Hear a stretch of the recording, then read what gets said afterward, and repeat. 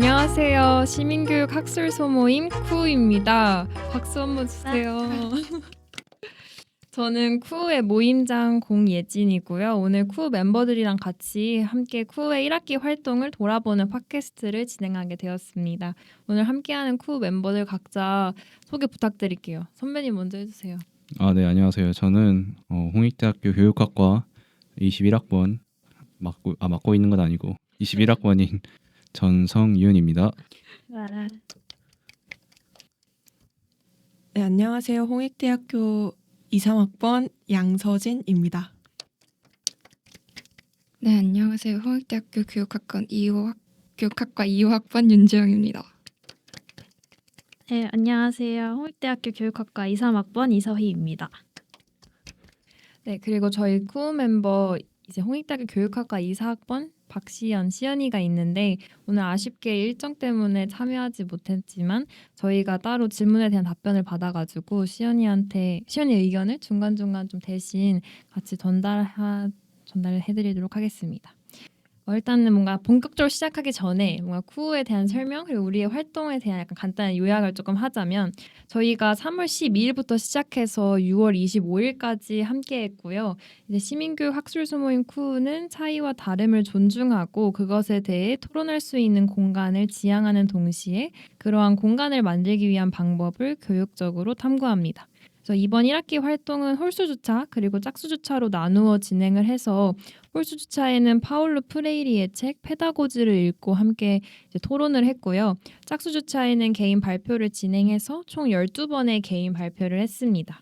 5월에는 홍익대학교 대동제 낮부스에도 참여해서 세대 간 연결을 주제로 어르신분들의 응원 메시지가 담긴 키링과 스티커도 판매했어요.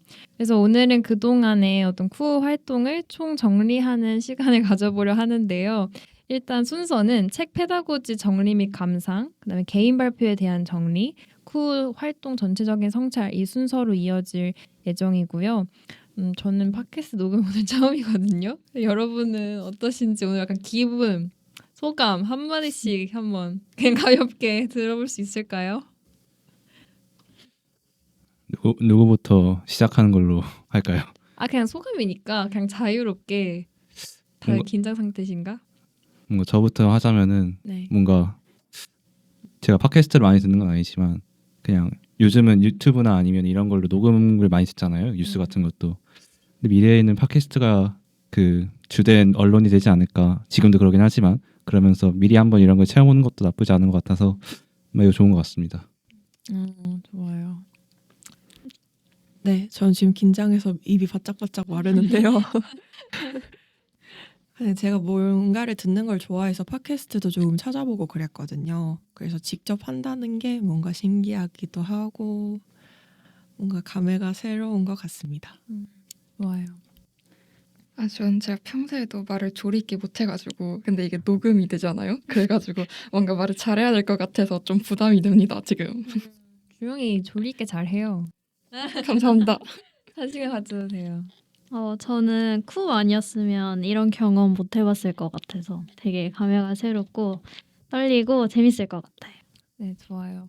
그러니까 우리가 원래 1학기 활동을 정리하면서 원래 약간 소책자 이런 거 만들려고 했는데 이제 아무도 읽을 것 같지가 않고 사실 이 팟캐스트도 누가 들을까 싶지만 그래도 뭔가 우리가 재밌게 정리하는 게 더 나으니까 그래서 팟캐스트를 하게 되었고요. 다들 떨리는 마음으로 좀 본격적으로 이제 또 시작을 해보도록 하겠습니다. 일단 첫 번째 순서로는 한 학기 동안 읽은 파울로 프레이리의 책 페다고지를 정리하는 시간을 가질 거예요. 그래서 파울로 프레이리는 20세기의 대표적인 교육학자로 시민교육의 다양한 범주와 갈래들이 관계 맺고 있는 교육과 민주주의에 대한 깊은 선행 연구를 진행한 학자입니다. 저희가 페다고지라는 책을 1학기 활동책으로 선정했던 것도 뭔가 이 프레이리의 탐구를 따라가면서 교육과 민주주의 간의 관계를 비판적으로 의식하고 성숙한 논의를 하기 위함이었어요.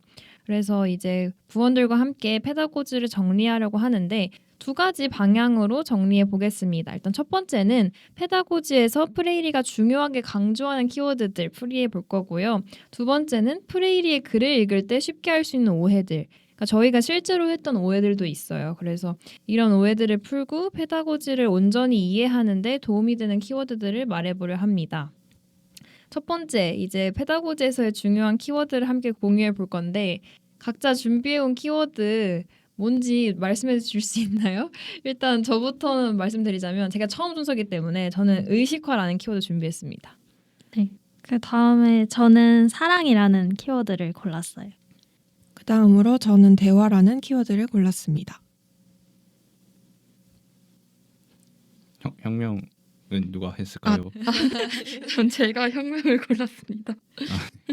저는 마지막에 해방해라는 키워드를 선택해봤습니다.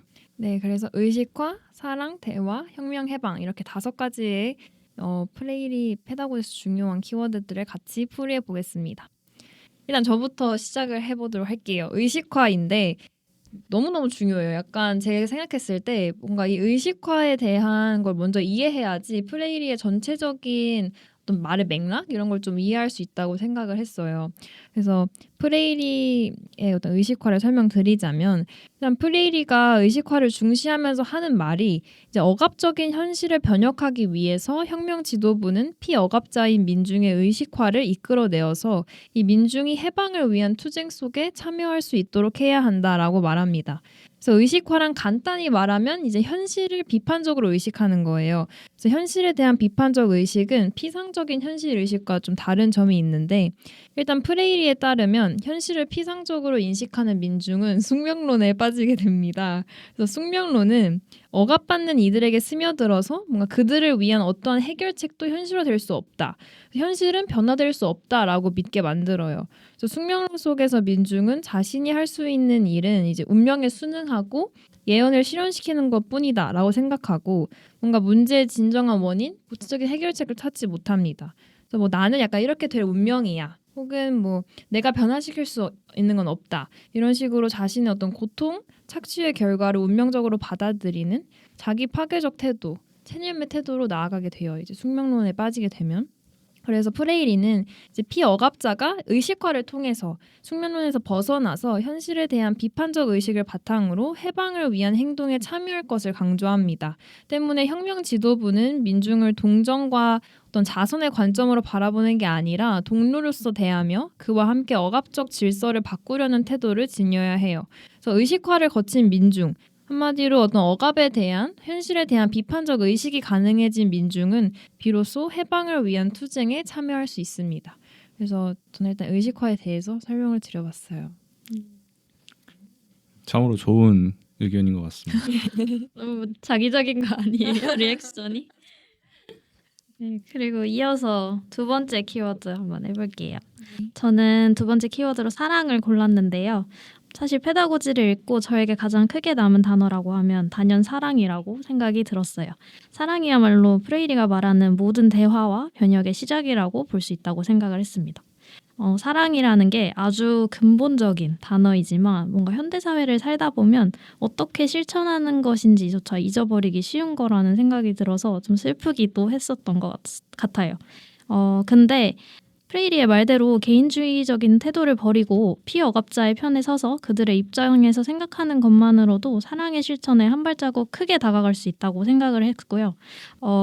그래서 마지막으로 하고 싶은 말은 모두가 사랑을 했으면 좋겠습니다. 아, 너무 좋습니다.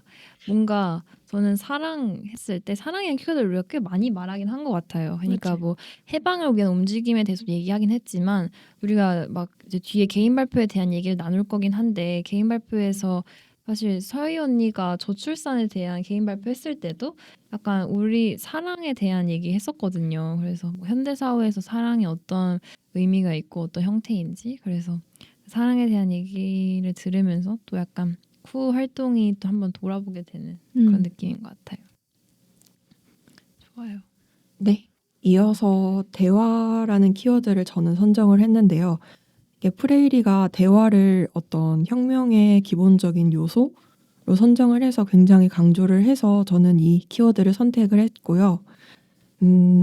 보통 대화라고 하면 어떤 사람이 다른 사람과 이야기를 나누는 것을 생각하실 텐데 여기서의 대화는 우리가 일상적으로 하는 대화와는 조금 다른 어떤 이해가 기반된 그런 대화인데 이따가 프레이리에 대한 오해에 대해서 설명할 때 조금 더 자세히 설명을 드리도록 하겠습니다. 우선은 제가 선택한 키워드는 대화입니다. 대화도 진짜 중요해요. 맨날 막 대화적 성격, 반대화적 성격 이렇게 나오면서 뭔가 억압자가 갖는 성격 특성 중에 하나가 반대화적인 특성이었잖아요. 대화를 하려 하지 않는다는 거. 그래서 우리가 교육학과 소모임이니까 사실 교육에 대해서 얘기하면서도 뭔가 교사와 학생 간의 대화 이런 얘기도 같이 더 나눴던 것 같아요. 되게 중요한 키워드입니다. 네, 그 다음에 저는 혁명을 골랐는데요. 혁명을 고른 이유는 해방으로 가는 실질적인 길이자 여기서 말하는 가장 큰 틀인 것 같아서 골랐고요. 프레이리가 말하는 혁명은 물리적인 혁명보다는 문화혁명을 말하고 있습니다. 혁명 지도부의 일방적인 혁명보다는 앞에서 말한 사랑과 대화 그리고 의식화를 통하고 교육과 관련하여서는 혁명은 교육적 성격을 가지고 있고 문제제기식 교육 과정이 혁명의 과정 중 하나로 들어간다고 말할 수 있습니다. 좋아요. 혁명도 굉장히 중요한 키워드여서 우리가 뒤에 약간 혁명과 관련된 어쩌면 약간 폭력과 관련될지도 모르는 그런 얘기를 또 하게 될 것 같아요. 네, 그리고 저는 마지막에 해방이라는 키워드를 선정해 봤는데요. 그 앞서 말했던 그 의식화, 사랑, 대화, 혁명 이런 키워드들 모두 마지막에는 프레이리가 말하고 싶은 근본적인 그것 중 하나인 인간에 대한 해방을 의미하는 게 아닌가에 대해서 해방에 대해서 생각을 해봤습니다. 그리고 제가 생각한 해방이라는 건 이제 그 단순히 타인의 억압적인 측면에 타인에 대한 억압적 측면에서 벗어나는 것뿐만 아니라 내적으로 스스로가 성숙해지는 거고 플러스 자기 인식을 통해서 내면에서의 해방을 여기서 프레이리는 중요시하게 생각하는 것 같고요. 그리고 단순히 사회에서의 해방이 아니라 사회를 통한 해방, 그러니까 시민과 시민 사이에서의 일종의 연대를 통한 해방이 그 프레이리가 말한 해방의 중요한 측면인 것 같습니다. 그 마지막 말이 좀 중요했던 것 같아요. 약간 연대를 통한 해방. 왜냐하면 어떻게 보면 프레이리가 피억압자 간의 연대도 되게 중요시했지만 어떤 뭔가 억압자 상태에서 이제 전향하는 사람들, 전향하는 자와 피억압자의 관계가 되게 중요시 여겼고 그래서 연대 너무 중요한 키워드인 것 같습니다. 근데 뭔가 이제 다음 두 번째로 넘어가기 전에 우리가 지금 의식화, 사랑, 그리고 대화, 혁명, 해방 이렇게 5가지를 골랐는데 다 너무 중요하지만 뭔가 본인한테 여기 나오지 않은 키워드도 좋아요. 약간 본인한테 뭔가 책을 읽으면서 신선하게 다가왔던 약간 인상적이었던 키워드가 또 있을까요? 있다면 없을 수도 있지만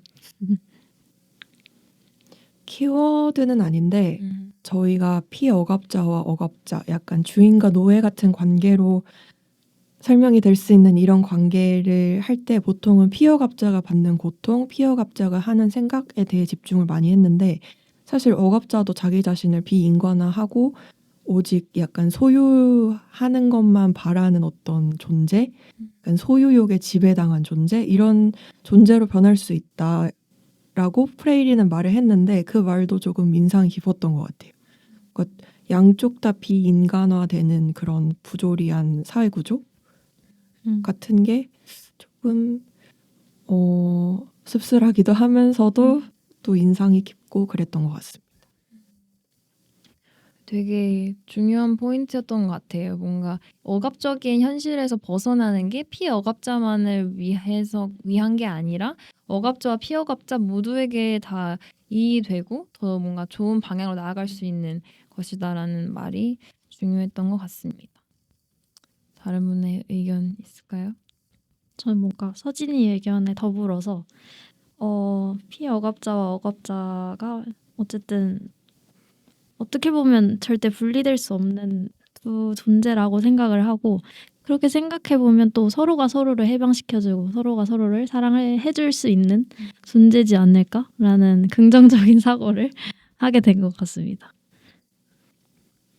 네, 저도 그 서진 씨가 말씀하신 그 지배 계층조차도 이제 인간화를 못 시키는 일종의 피억압, 그 인간성을 봤을 때는 둘 다 이제 인간성을 뺏는다고 볼 수 있는데 뭔가 우리 사회가 이제 문명을 이루고 살면서 점점 인간을 위해서 우리가 이렇게 발전해 왔지만 정작 그 발전 과정에서 그 주체가 되는 인간이 점점 객체로 밀려나면서 그 스스로가 자신을 통제할 수 없는 상황. 사실 이런 게 그 근대 사회에 들면서 특히 더 심해졌다고 많은 사람들이 얘기를 하는데 프레이리가 말한 것도 그거에 어느 정도 일맥상통한 부분이 있는 것 같습니다. 그래서 제 생각에는 사실 프레이리는 그 살짝 포스트 모더니즘에도 많은 영향을 받지 않았을까? 아니면 포스트 모더니즘한테 오히려 이런 영향을 준 것도 아닐까라는 생각을 좀 해봐서 근대 비판적인 측면을 봤을 때도 어느 정도 일리가 있는 말인 것 같습니다. 좋아요. 주영이가 또 하고 싶은 얘기 있을까요? 전 괜찮습니다. 오케이 좋아요. 그러면은 두 번째로 넘어가도록 할게요. 이제 페다고지 정리하는 과정에서 두 번째 단계는 이제 프레이리의 글을 읽을 때 쉽게 할 수 있는 오해들 그리고 뭔가 키워드 그 너머에 대한 좀 얘기들을 해보려고 하는데 일단은 저희가 준비한 키워드가 서연이가 준비한 키워드가 뭐죠? 저는 억압자를 네. 골랐습니다. 좋습니다. 네. 억압자에 대한 설명. 그리고 저 같은 경우는 이제 억압과 어떤 지배 권위 권력을 좀 구분해보는 얘기를 할 것 같고요. 그 다음에는 저는 대화에 대해서 이어서 설명을 할 것 같습니다. 전 그리고 해방의 과정에서 어쩔 수 없이 발생하는 폭력성과 현대 사회에 대해서 그거에 대해 좀 얘기를 해보고 싶습니다. 저는 사실 혁명에 대해서는 해방과 좀 많이 관련이 있는 것 같아서 해방에 대한 오해와 해명에 대해 얘기하면서 같이 하면 좋을 것 같습니다. 좋습니다. 그렇다면 이제 억압자에 대한 어떤 설명에 대해서 먼저 시작하도록 할까요? 네. 저는 억압자를 골랐는데요. 프레이리가 말하는 억압이랑 억압자의 개념이 조금 모호하고 주관적이라는 지적이 다수 존재했다고 해요. 하지만 프레이리가 말하는 억압이 제가 이해한 바로는 계급 개념에서 찾는 것이라기보다는 부당한 질서에 순응하고 이를 바꾸려 하지 않는 것에서 비롯이 된다고 이해를 했습니다. 이 억압자라는 키워드를 고른 이유는 우리 활동 초반에 계속해서 억압의 개념이 책에서 끊임없이 등장을 했잖아요. 근데 이게 정확히 무엇을 의미하는가에 관한 의문을 가지고 계속해서 토론을 해나갔던 걸로 기억을 하거든요. 그래서 그 기억이 가장 크게 남아서 억압을 선정을 해보게 되었습니다. 네, 너무 좋습니다. 그래서 억압자에 대한 설명을 좀 받아가지고 저는 이제 억압 그리고 지배 권위 권력 이거를 약간 구분하려고 하는데요. 일단 저는 처음에 프레이리가 이제 책에서 억압을 없애야 한다고 얘기를 하잖아요. 근데 이 말을 들었을 때 어떤 생각이 들었냐면은 뭔가 지배 피지배 관계에서 억압이 불가피한 게 아닌가? 그래서 뭔가 이 억압을 없애야 한다는 게 약간 지배 관계가 없어야 되는 건가? 그러면은 약간 프레이리가 무정부주의자인가? 막 이런 좀 생각을 했었어요. 근데 여기서 더 책을 읽고 또 함께 토의하면서 제가 깨달은 바로는 프레이리는 억압이 사라져야 한다고 말하는 거지 권위가 존재하지 않는 그런 세상을 꿈꾸는 건 아닙니다. 그래서 프레이리도 제한 없는 자유는 스스로 소멸한다 라고 말하면서 제한 없는 자유의 위험성을 이야기했어요. 그래서 권력이 존재할 때 필연적으로 억압이 발생하는 건 아니다라는 사실을 우리가 좀 인지하고 이 페다고지 책장을 넘겨야 하지 않을까 이런 생각을 했고요. 그리고 이제 프레이리가 권위 속 자유를 얘기했다는 점에서 저는 이 프레이리의 생각이 페티트의 공화주의와도 통하는 지점이 있다고 생각했습니다. 그래서 중간에 아마 제가 한번 간단하게 다뤘던 것 같아요. 활동 시간에. 그래서 페티트의 공화주의는 자의적 지배의 부재 상태를 진정으로 자유로운 상태로 본단 말이에요. 그래서 자의적인 지배가 아니라 이제 공동의 동의를 얻어서 제정된 법에 의한 지배에서는 자유가 보장될 수 있다라고 말합니다. 그래서 자의적 지배를 부정하는 거지 지배 자체를 부정하는 건 아니에요. 그래서 이런 점에서 프레이리도 권위가 제대로 기능하려면 자유에 맞서지 않고 자유의 편에 서야 한다라고 말한 점에 비추어 봤을 때 지배, 권위, 권력을 부정한 게 아니라 권력 관계 속에서 피어나는 억압을 부정하고 있다라는 것을 확인할 수 있습니다. 그래서 우리가 분명히 해야 할 것은 프레이리가 지배와 억압을 동일시하지 않는다는 거예요. 그래서 지배가 어떤 형태로 존재하느냐에 따라서 억압의 여부가 결정되는 거지 권위 속에서 무조건 억압이 발생되는 것은 아니다라는 거를 기억하면 좋을 것 같고 따라서 억압과 지배, 권위, 권력의 개념을 구분해서 인식하는 게 저는 프레이리의 사상을 이해하는데 도움이 되지 않을까 이런 생각을 했습니다. 네, 여기까지예요.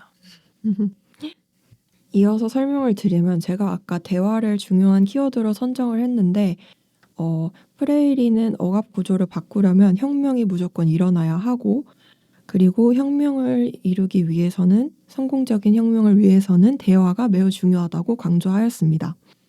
아까 약간 일상적으로 하는 대화는 조금 다르다고 했는데요. 그러면 혁명의 대화가 필요하면 예를 들어서 독재자와 대화를 해서 이게 화해를 해야 하는 건가 이렇게 생각하실 수도 있는데 그런 대화와는 조금 다르고 의식화를 이미 해서 피억압자와 억압자의 부조리한 관계를 인식을 했을 때 어떻게 민중에게 다가가야 하는가 그 방법으로 프레이리가 대화를 선정한 것입니다.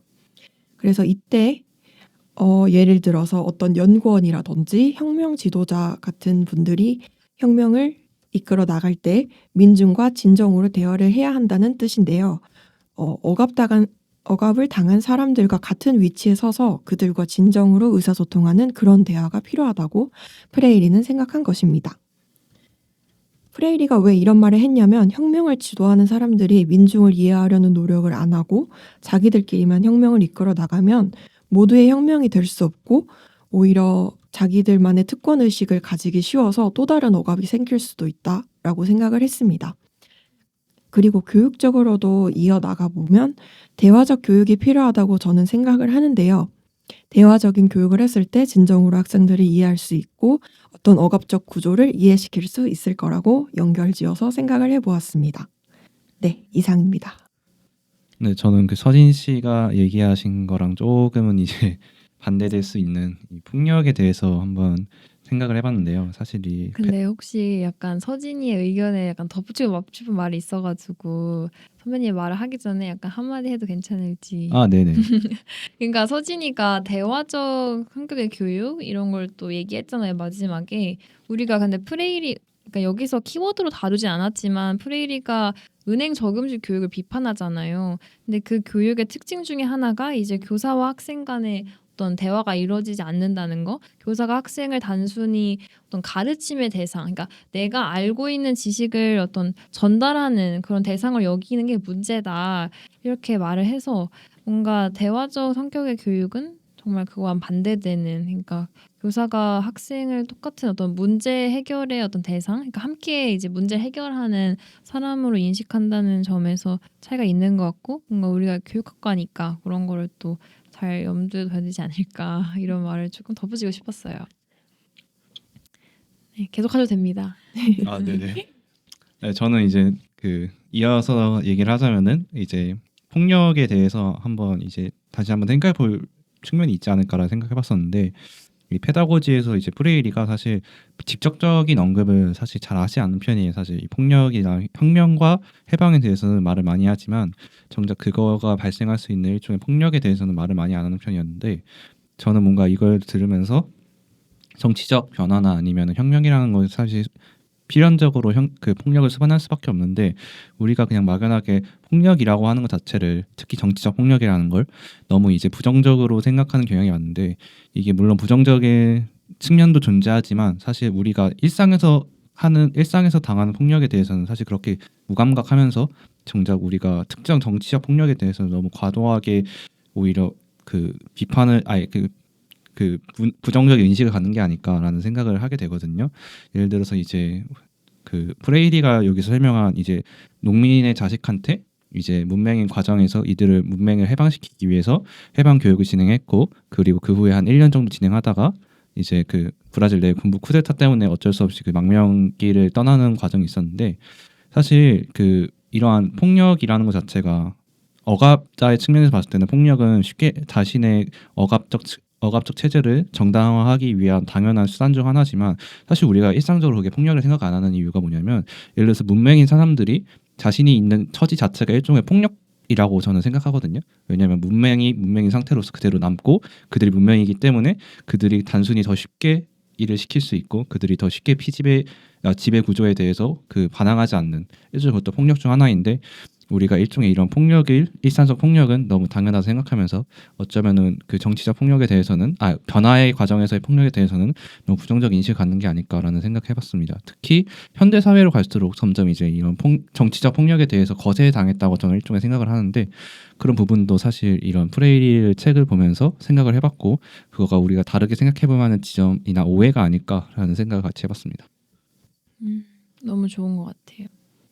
뭔가 여기서 약간 불화적 시민성에 대해서 한 번 더 말을 한번 하고 싶은데, 그러니까 뭔가 불화적 시민성이라는 거는 그거였잖아요. 약간 어떤 주변으로 밀려난 주변화된 목소리가 뭔가 자신의 의견을 어떤 중심부로 가져올 때 이게 그 과정에서 불화를 수반할 수밖에 없다. 그렇다면 그 불화를 수반하는 과정에서 폭력도 같이 따라올 수밖에 없고, 그래서 그렇다 했을 때 약간 어디까지 폭력을 우리가 용인해야 할지, 그러니까 폭력이 완전히 나쁘고 완전히 정당화될 수 없는 것만은 아니겠다 이런 생각을 불화적 시민성을 공부하면서 느꼈거든요. 그래서 뭔가 그런 주변화된 목소리가 자신의 목소리를 낼 때 사용하는 어떤 폭력이나 어떤 뭔가 갈등, 뭔가 그런 걸 우리가 좀 주의 있게 살펴봐야 되지 않을까 이런 생각을 했습니다.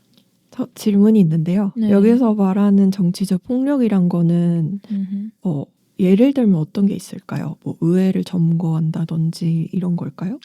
사실 역사를 배우면은 그런 폭력의 과정은 우리가 대표적으로 볼 수 있는 사례가 프랑스 혁명 아니면 러시아 혁명 둘 중에 하나라고 생각을 하는데, 사실 그거 말고도 이제 체 게바라 씨가 활동하신 쿠바 혁명도 있고, 아니면은 이제 그 아프리카나 아시아 같은 국가에서 이제 제국주의 이후에 새로 생긴 국가들 중에서 많은 부분 혁명을 겪은 경우가 있는데, 사실 그 혁명이라고 하는 것 자체가 단순히 체제를 정복한다고 끝이 아니잖아요. 사실 그 우리 사회 구조 자체를 바꾸는 거지. 근데 이게 우리가 진짜 막말로 이제 혁명이라고 해서 그냥 뭐 반대하는 파를 다 없애야 된다 이렇게 생각하는 사람은 많이 없었어요, 처음에는. 근데 이게 혁명이라는 것 자체가 사실 기존에 있는 체제나 아니면은 그 경제 구조가 전반적인 사회 구조 자체를 변화하는 과정에서 필연적으로 그 반대하는 파도 있고 찬성하는 파도 있고, 그러면서 어쩔 수 없이 불가피하게 벌어진 측면이 저는 일종의 크다고 보거든요. 이게 물론 이게 그러니까 무자비한 학살이나 아니면 이런 건 옹호될 수 없지만, 그거 자체가 단순히 그 폭력을 했기 때문에 그거 과정 자체가 부도덕적이다라고 하는 건 일종의 제가 봤을 때는 아니라고 저는 생각합니다. 그거에 대해서는. 그러니까 뭔가 또 약간 폭력에 대해서 말씀해 주셔서 생각이 나는 거는 제가 전에 약간 우리나라에서 시위가 어떻게 일어나는지 그 양상을 살펴봤을 때 우리는 정말 깨끗하게 그 시위 현장을 치우고 가잖아요. 그래서 그런 것들이 굉장히 뭔가 높은 시민의식이라고 느껴지기도 하지만, 동시에 어떻게 보면 그 쓰레기를 치우는 것 자체가 자신과 어떤 의견이 다른 어떤 상대방에게 약간 면책 잡히지 않기 위해서, 그냥 꼬투리 잡히지 않으려고 깨끗하게 하려고 한다. 그러니까 이런 것이 정말 뭔가 괜찮은 것인가? 뭔가 어떻게 보면 되게 비정상적이다가 이런 얘기를 했었거든요. 그래서 그런 측면에서 봤을 때 뭔가 폭력을 완전히 뭔가 부정적이고 뭔가 절대 사용해서는 안 된다. 약간 이런 인식이 약간 뭔가 우리의 무의식에 숨어 있는 것 같은데, 이게 항상 긍정적인 영향을 낳는 건 아닌 것 같아서 좀 생각해 볼 지점이 있는 것 같아요. 프레이리가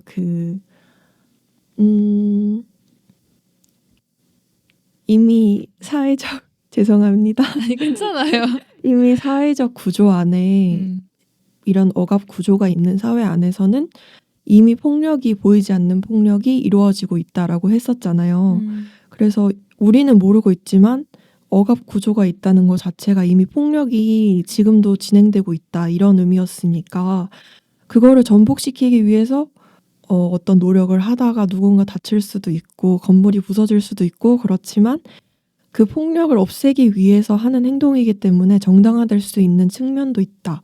이런 얘기를 나눴던 게 기억이 나서 이제 청취자분들한테도 이제 이해에 도움이 되도록 설명을 해드리면 좋을 것 같아서 약간 끼어들어 봤습니다.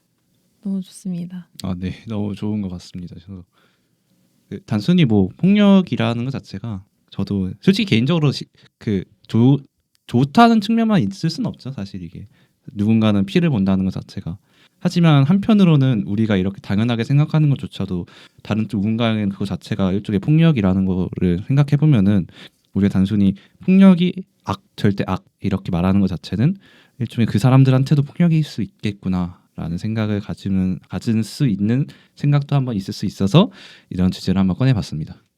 네, 좋습니다. 그러면 마지막으로 이제 수영이가 준비해온 해방에 관한 거 같이 얘기 나눠보도록 하겠습니다.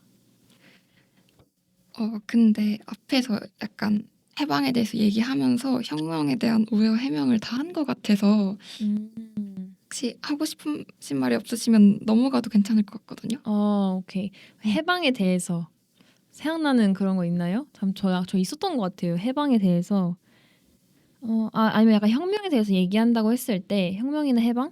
근데 저는 약간 그러니까 2주 전에 우리가 마지막 활동했을 때 나눴던 얘기 중에 뭔가 약간 이게 이 책이 그러니까 이 파울로 프레이리가 활동하던 시대가 어쨌든 우리보다는 20세기고 약간 전이잖아요. 그러니까 뭔가 현대 사회와 어느 정도 그러니까 물리적인 거리가 있기도 하고 그러다 보니까 이 페다고지라는 책을 읽으면서 누군가는 되게 이 과거 약간 그 프레이리가 살던 시대에 대입해서 어떤 혁명과 해방이란 단어를 이해했고 또 사실 저 같은 경우에는 좀 이 혁명과 해방을 약간 현대 사회와 연결지어서 생각해 보려고 했었거든요. 그러다 보니까 뭔가 이런 차이가 있었던 것 같은데 저는 개인적으로 현대 사회에 연결해서 생각한 사람으로서 뭔가 현대 사회에서 혁명이 일어난다면 약간 어떤 형태일지 뭔가 일어날 수 있을지 약간 이런 약간 의문, 약간 질문 이런 게 조금 들었던 것 같아요. 그래서 뭐 현대 사회와 연결해서 우리가 해방을 얘기한다 했을 때 어떤 의견들을 갖고 계시나요? 일단 저부터 먼저 발언을 하자면은 사실 이러한 질문에 대해서 저도 옛날에 이제 고민을 해본 적이 있는데 사실 그 현대 사회에서의 그 혁명이라고 하는 것 자체가 사실 물리적 폭력을 수반할 수 있는 혁명이 사실 객관적으로 봐도 좀 어려울 수밖에 없는 형태가 존재합니다. 왜냐하면 과거와 다르게 사실 국가가 가지고 있는 물리력 즉 일종의 그 힘 자체가 이제 과거와 비교 안 될 만큼 이제 엄청 강해졌잖아요, 사실. 그래서 오히려 그런 면에 대해서 사람들이 생각하는 게 우리가 단순히 그 일종의 그 군사적 쿠데타 이런 걸 믿기보다는 오히려 그 사람들을 대중을 이쪽에 그 동원할 수 있는 일종의 사람들이 직접 동원할 수 있는 그런 시위나 아니면 선거가 될 수도 있겠죠. 그런 걸 통해서 사실 현대 사회는 더 하지 않을까 싶기도 하는데 단순히 이제 뭐 물리적으로 어떤 특정 정치적 그 정치 지도부를 점거를 한다거나 아니면은 이제 의회를 타격한다거나 이런 거는 사실 현대 사회에서는 일종의 저도 힘들다고 개인적으로 생각합니다. 하지만 우리 그러니까 일반적인 민중들이 만약에 진심으로 이제 인류 해방에 대해서 생각이 있고 그거를 동참할 생각이 있으면 오히려 그것만큼 강해지는 게 없다 생각해요. 왜냐하면은 결국에 국가를 구성하는 모든 사람들 결국 국민들인데 국민들이 원하는 걸 할 수밖에 없잖아요, 사실. 그렇기 때문에 그 일종의 그 대중적 동원도 어느 정도 중요하다. 그리고 그런 형태로 이제 21세기 혁명이 이루어질 것 같다라고 저는 개인적으로 생각합니다. 뭔가 저는 선배님 의견에 더 붙여서 생각을 해보자면 저도 약간 비슷하게 생각한 게 어쨌든 저는 처음에 혁명이나 해방을 떠올렸을 때 되게 프랑스 혁명이라는 이미지가 뇌리에 세게 박혀 있었어서 물리적으로 뭔가를 점거하거나 진짜 물리적 폭력을 행사하면서 해방을 이룰 수 있는 건가라고 전에는 생각을 했었는데 사실 저도 선배님 의견과 비슷하게 21세기에 혁명이 일어난다면 어떤 방식으로 일어날까를 생각해보면 물리적으로 뭔가를 한다는 이미지가 떠오르기보다는 오히려 의식적으로 사람들의 생각이 바뀐다던가 그걸로 인해서 무언가 행동이 이루어지고 그 작은 행동들이 모여서 어쨌든 이 사회를 구성하는 사람들의 의식이 바뀌다 보면 해방도 그렇게 비폭력적으로 일어날 것 같다는 생각이 크게 들었던 것 같아요. 저도 뭔가 현대 사회에서는 혁명, 해방 이런 게 사실 약간 인식적인 측면에서 더 많이 일어나는 것 같아요. 우리가 가장 최근에 일어난 혁명이라 했을 때 AI 혁명이 제일 크지 않을까라고 방금 생각이 났어요. 그래서 뭔가 그런 식으로 약간 기술이나 약간 사회 문화적인 혁명이 더 많이 일어나는 것 같은데 뭔가 제가 최근에 이제 저는 신영철 평론가님의 글을 되게 좋아하거든요. 갑자기 막 얘기하지만 근데 그분의 책을 읽다가 이 문장이 있었어요. 이 문장이 그러니까 실로 지금 이 시대가 체념도 낙관도 모두 허용하지 않는 시대인 것이라면이라는 구절이 있었는데 저는 뭔가 이 체념도 낙관도 인정하지 않는다라는 이 말이 되게 우리 시대를 잘 대표한다고 생각을 해요. 그러니까 포기도 못하고 그렇다고 막 완전히 막 이상적이고 낙관적인 세상을 또 그릴 수 없는 그 희망이 좀 부족한 그래서 사실 뭔가 혁명, 해방 이런 건 되게 희망이 필요하고 약간 체념과 좀 반대되어 있잖아요. 약간 변화시키겠다는 움직임이기 때문에. 근데 뭔가 우리 시대가 체념도 낙관도 없다면 사실 이 혁명과 해방으로 가는 게 좀 어렵겠다 이런 생각이 들었고 그래서 이러한 점과 AI 혁명 이런 걸 봤을 때 뭔가 어쩌면 현대사회의 혁명은 우리가 뭔가 주도적으로 능동적으로 이루고자 하는 사람이 있을 수 있겠지만 뭔가 어떤 전 세계적인 흐름을 봤을 때 이게 우리가 주도적으로 하는 게 아니라 약간 그냥 뭔가 기술이 발전되고 뭔가 계속 사회가 발전되는 과정에서 우리가 약간 끌려가는 게 아닐까? 그러니까 혁명이 우리가 주도해야 되는데 뭔가 현대에 와서는 점점 뭔가 미래 생각했을 때 우리가 주도하는 게 아니라 약간 혁명이라고 할 수 없는 뭐라고 해야 되지? 약간 끌려갈 것 같은 느낌? 약간 이런 생각이 좀 들었어요. 그래서 약간 네 어떻게 생각하세요? 저 되게 동의하는 바가 최근에 책을 읽었는데 거기서 우리도 교육학과 학생이다 보니까 이런 미래 교육에 대한 것들을 많이 배우잖아요. 그러다 보면 역량이라는 키워드들도 많이 등장을 하고 컴퓨팅 사고라는 키워드들도 되게 많이 들어보셨을 텐데 어쨌든 생각해보면 컴퓨팅 사고라는 것 자체가 인간의 사고를 배제하고 컴퓨터처럼 생각한다는 것에 되게 주객전도 된 것 같다라는 의식이 세게 들면서 이거 되게 무서운 것일 수도 있겠다라는 생각이 들었던 것 같아요.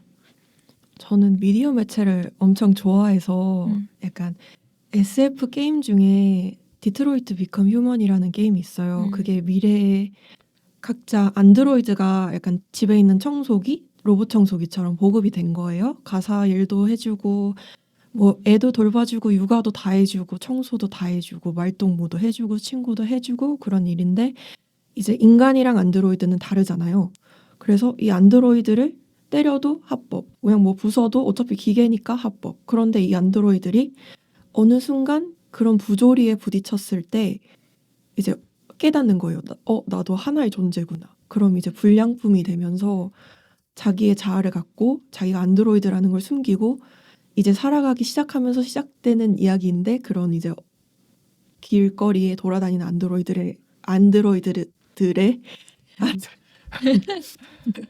안드로이드들의 이야기들을 담은 엄청 유명한 게임이고 굉장히 상도 많이 받은 게임이고 스토리형 게임이에요.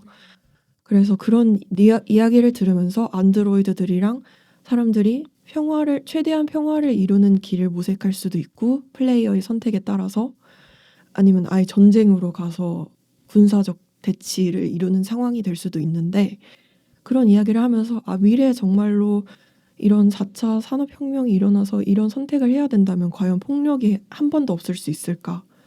뭐 당장 안드로이드를 하나의 생명으로 인정하라라고 하면 사람들 사이에서도 반발이 있을 텐데 그런 반발을 우리가 잠재울 수 있을까? 그리고 안드로이드들의 혁명을 우리가 용인하거나 아니면 의견을 내서 반대할 수 있을까? 그런 생각을 많이 하게 되는 그런 매체였던 것 같아서 같이 다루어 보면 좋을 것 같아서 약간 얘기를 했는데 어떻게 생각하시나요? 근데 이거는 좀 그러니까 사람마다 다 약간 생각하기 다를 것 같아요. 그러니까 우리가 뭔가 인공지능 할 때 막 인공지능에 지배당하는 그런 미래를 생각하는 사람도 있고 그것에 대해서 말도 안 된다 이렇게 생각하는 사람도 있잖아요. 근데 저는 약간 어떤 쪽이냐면 어쨌든 우리가 명령을 내리는 대상이기 때문에 사실 인공지능이 인간을 정복하고 막 지배하고 폭력적으로 막 미디어에서 그리는 것처럼 그렇게 될 가능성은 희박하지 않을까 이런 생각이 들고 오히려 뭔가 우리가 챗 GPT나 뭐 제미나이 이런 거 쓰면서 사실 막 생각하지 않는다, 사고하지 않게 된다 이런 말을 하듯이 그냥 우리가 인공지능한테 정복당하게 선택할 것 같다. 그러니까 어떤 인지적으로 그럴 것 같지 뭔가 물리적으로 어떤 인공지능이 우리보다 훨씬 더 지능이 높은데 굳이 왜 인간 사회를 점령하러 들까 약간 뭔 느낌인지 알겠죠? 그러니까 저는 뭔가 그 점령이라는 것 자체가 사실 좀 일어나지 않을 일 같다 이런 생각을 가지고 있거든요.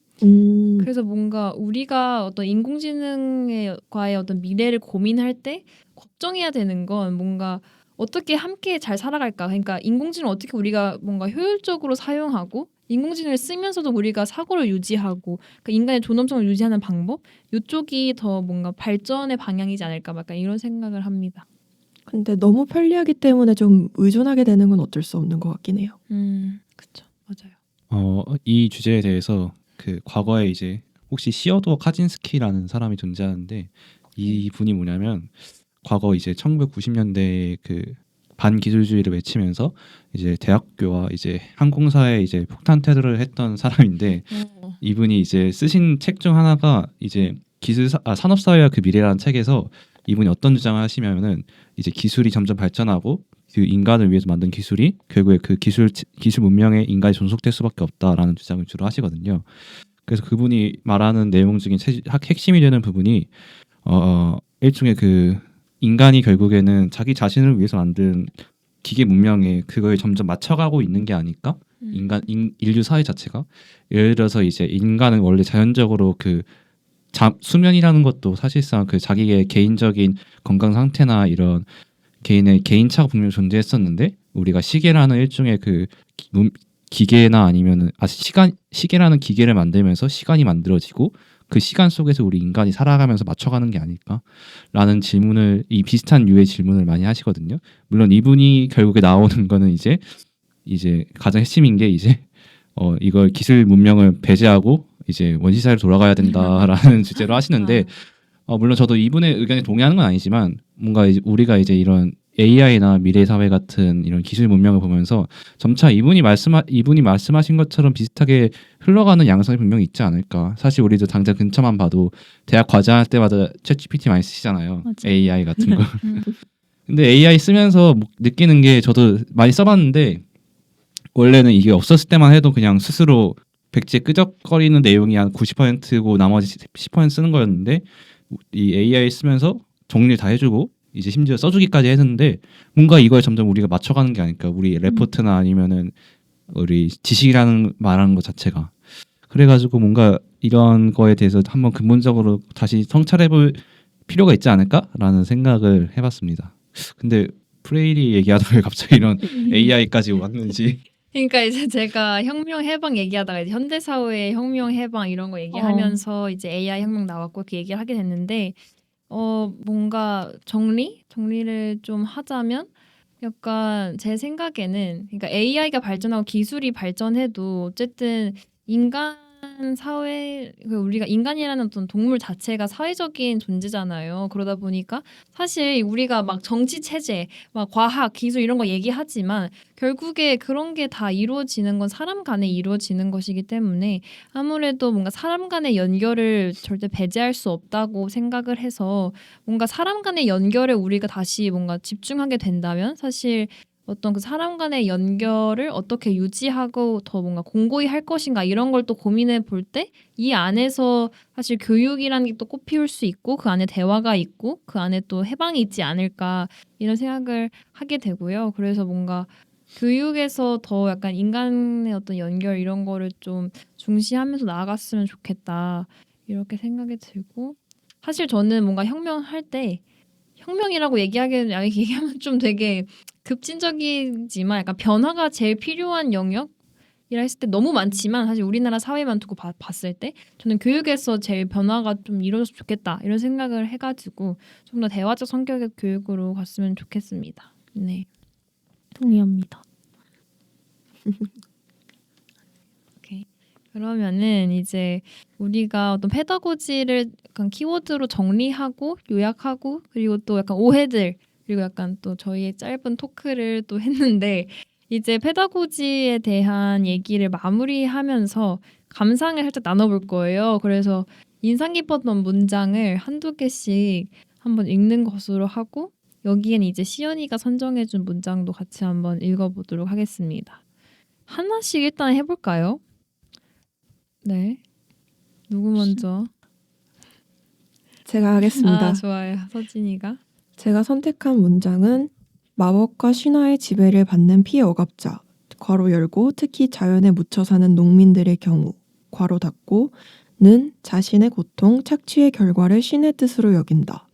그들은 이 질서의 구속 아래 부대끼며 살아가다 이따금 일종의 수평적 폭력성을 발산하기도 한다. 라는 문장을 선정을 했는데 이게 무슨 뜻이냐면 우선 마법과 신화의 지배를 받는 피억압자 이거는 프레이리의 설명에 따르면 어떤 피억업자는 내가 이렇게 고통스럽지만 내가 할 수 있는 일이 없으니까 무의식적으로 근데 나의 삶이 이렇게 주어진 걸 어떡하겠어. 그냥 이렇게 신이 나한테 주어진 걸 그냥 살아가야지 내가 할 수 있는 일이 뭐가 있겠어. 라고 생각을 한다고 프레이리가 설명을 했었어요.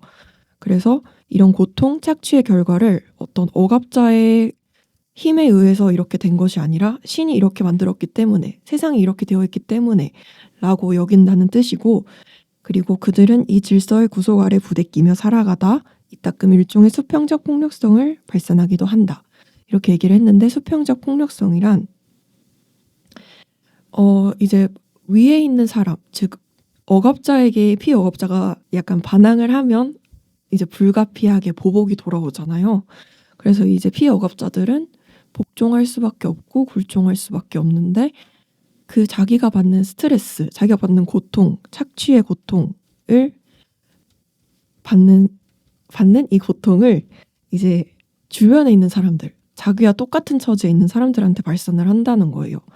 그래서 우리 현대 사회에도 이런 일이 있지는 않나? 약간 이런 생각이 들었던 것 같아요. 힘 있는 사람한테는 얘기를 못하고 꼭 자기랑 비슷한 사람들만 골라서 비방을 한다든지, 되게 뭐라고 하죠? 약간 약강이라고 하나요? 약간 그런 사람들이 우리 사회에도 존재하는 것 같은데, 이런 이유가 있어서, 이런 억압이 있기 때문에 그런 사람들이 자신과 비슷한 사람들을 혐오하는 걸지도 모르겠다. 이런 생각을 했어서 이 문장을 선정을 했던 것 같아요. 너무 좋습니다. 뭔가 그 앞에서 그 서진이가 준비해온 문장의 그 앞부분, 그 어떤 신화와 마법에 관한 부분이 이제 숙명론에 해당하는 것 같아요. 그래서 뭔가 숙명론에 빠진 피어갑자가 이제 수평적인 폭력 이런 걸 하게 된다. 약간 이런 의미로 또 이해하면 좋을 것 같고, 서진이의 감상도 잘 들었습니다. 인상 깊은 문장 제가 한번 얘기해 보도록 하겠습니다. 저는 이제 제가 준비한 문장은 이제 억압자는 세계를 문제로서 제시하는 것을 방해하고 대신 고정된 실체로서 주어진 것으로서 보여준다. 오늘날의 엘리트가 바라는 것은 민중이 사고하지 않는 것이다. 이 문장인데, 뭔가 이 억압자의 행태라고 했을 때 이 행태가 되게 뭔가 비판적 대화가 현실의 지속적인 변화를 중시하는 거랑 대비된다 이렇게 느껴졌어요. 그래서 뭔가 억압은 세상이 고정불변하다고 말하고 새로움을 상상하지 못하도록 한다, 이런 거를 좀 계속 느꼈던 것 같아요. 이 책을 읽으면서. 그래서 뭔가 억압이 우리한테 현실이 고정되어 있고 변화시킬 수 없다라고 말하니까, 반대로 우리는 좀 비판적인 대화를 통해서 계속 좀 새로운 걸 상상하고 변화를 향해 나아가야 하지 않을까, 이런 생각을 이 문장을 읽으면서 느꼈고, 또 제가 약간 뭔가 이 문장과 관련해서 또 얘기하고 싶은 거는, 뭔가 다양한 이해관계가 존재하는 세상에서 고정불변한 실체가 없다는 거. 그래서 약간 현대사회의 중심으로 이루고 있는 어떤 체제나 이념도 고정된 게 아니라, 혹은 뭐 더 정해진 답이 있는 게 아니라 계속 그냥 변하는 상태다. 그래서 이 계속 뭔가 변하는 상태 그 자체다라는 이 사고가 되게 중요한 것 같고, 따라서 우리가 변화무쌍한 사회 속 다양한 사건들을 볼 때 어떤 당연한 것 혹은 뭐 정답을 찾는 그런 태도보다 함께 해결해가는 과정, 그리고 뭔가 대화를 통해서 머리를 맞대는 과정에 조금 더 집중하고 더 많은 에너지를 쏟아야 하지 않을까라고 생각했습니다.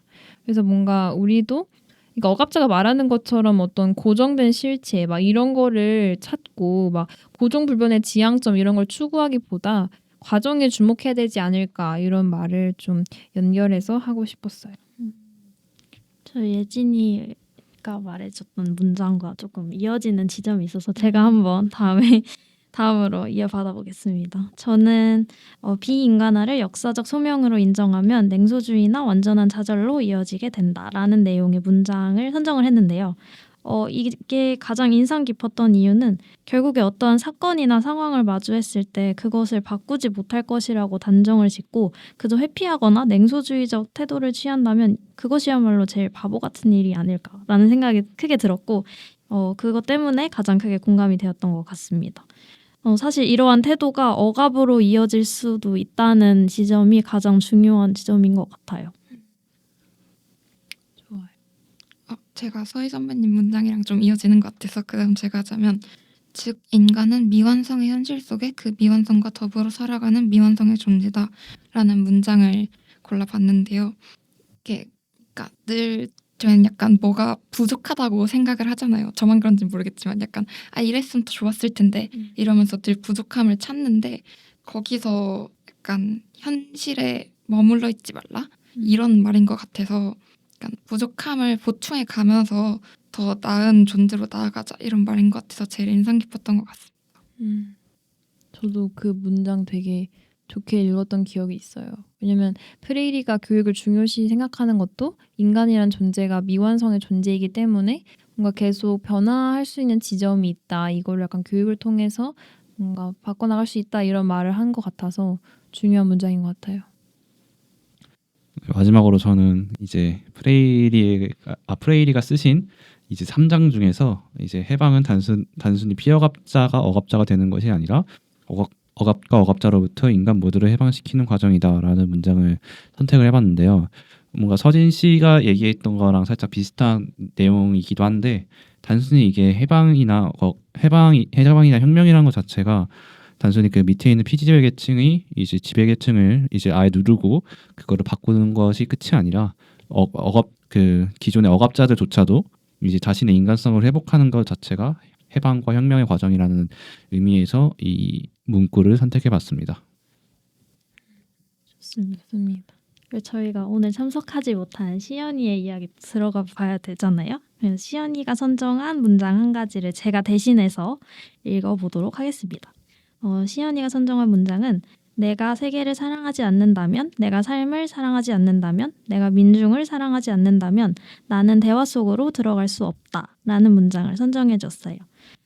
시연이는 대화와 혁명은 단순히 소명이나 책임감, 반발심만으로 이루어질 수 없으며 억압자를 포함한 이 세계에 대한 조건 없는 사랑이 전제되어야 한다는 점이 인상이 깊었다고 합니다.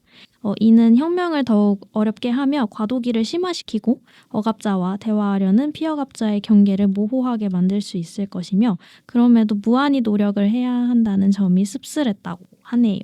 어쨌든 저도 가장 인상 깊었던 키워드를 사랑으로 선정했던 것과 더불어서 시연이가 선정한 문장을 딱 봤을 때 사랑이 모든 혁명과 대화의 전제 조건이구나를 다시 한번 느꼈던 것 같습니다.